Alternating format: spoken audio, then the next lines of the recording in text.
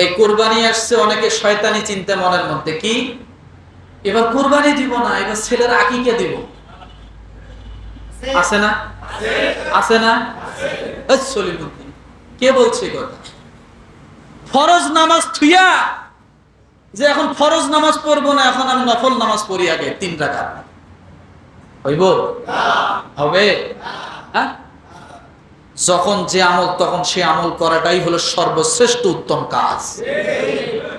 আপনার আকিকা, আপনার বাচ্চা যখন জন্মগ্রহণ করেছিল তার 7 দিনের মাথায় আকিকা করা, এটাই সুন্নাহ, জরুরি ছিল। আপনি করেন না, এখন আপনি আস্তে ধীরে সাস্তে করেন। কিন্তু ঈদের দিন যায় কেন করা লাগবে? কোরবানি বাদ দিয়া? আমি যে কথাটা বারবার বলি যে 10 তারিখের আগে যদি আপনি কোরবানির নামে গরু জবাই করেন, কোরবানি হবে না। কিন্তু আপনি আকিকার নামে করলে সেটা কি?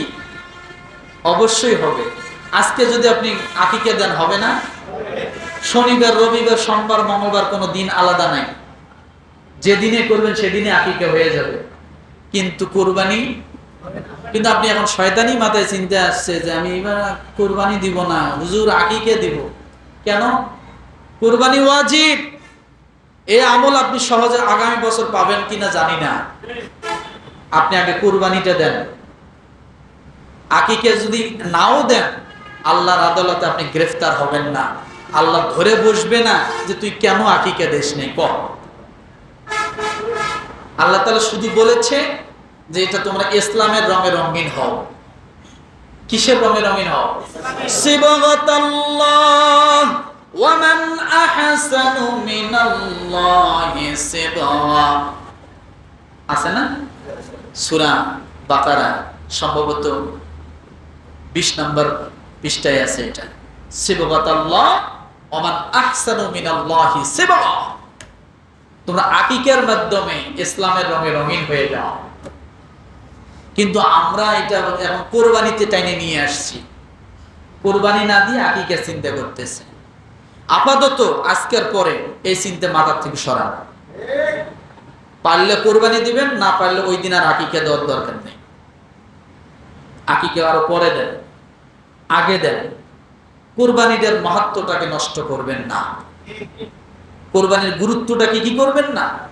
নষ্ট করবেন না। তবে আবার বলবেন, হুজুর তাহলে কি একেবারে দেওয়াই যাবে না?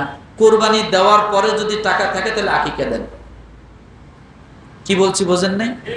কোরবানি দেওয়ার পরে যদি আপনার বকরি কেনার টাকা থাকে তাহলে আপনি কি দিবেন?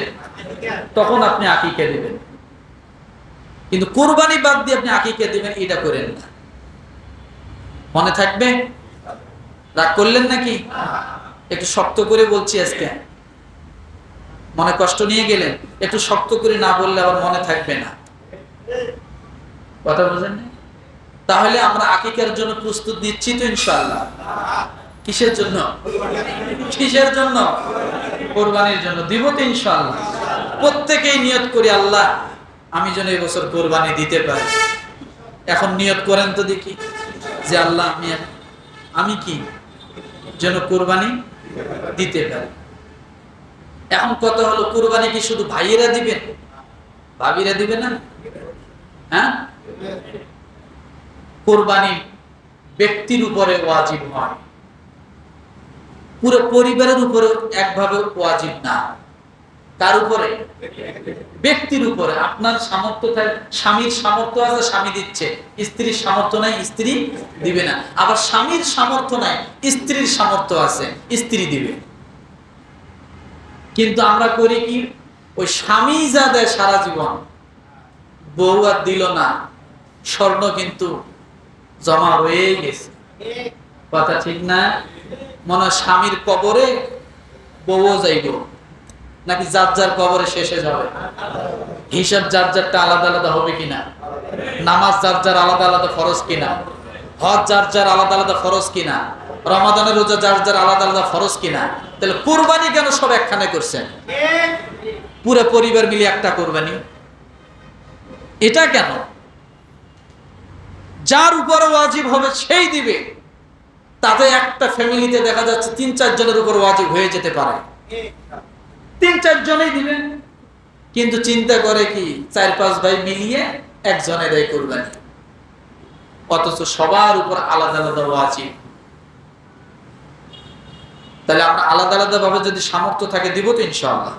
আল্লাহ তাআলা আমাদের সকলকে কুরবানি সহিভাবে দেওয়ার জন্য, হালাল পন্থা অবলম্বন করার জন্য তৌফিক দান করুক। আমিন। ওয়া আখিরু দাওয়ানা আনিল হামদুলিল্লাহি রাব্বিল আলামিন।